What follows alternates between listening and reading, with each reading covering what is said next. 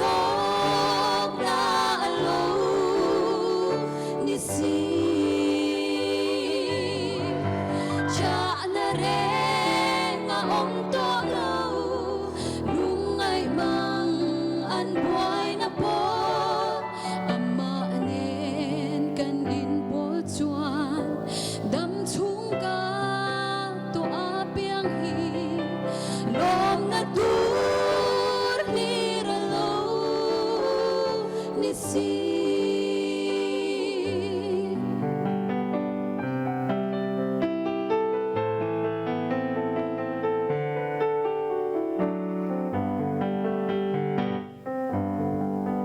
Harsat mang an buhay natin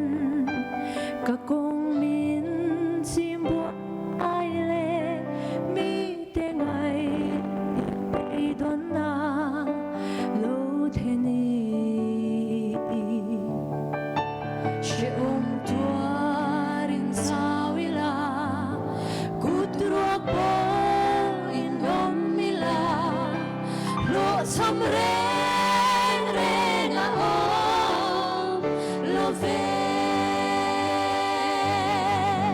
cha na ren nga om ta lau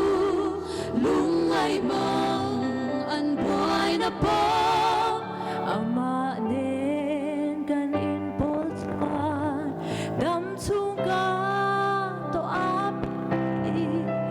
long na tur ni ra lo ni si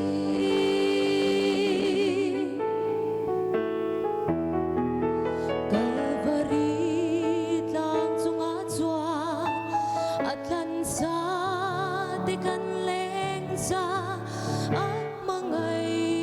na far châu po kan sa ni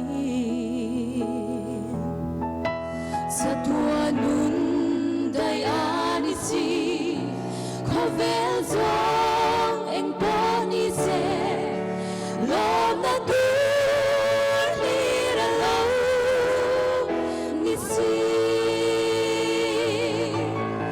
cha na re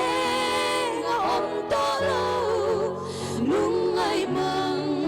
an buhay na po ama nen kanin bol suan dam chung ka to apiang de lom na tur ni ra lo ni si lom na tur ni ra lo ni si lal pa na faklamal sumro si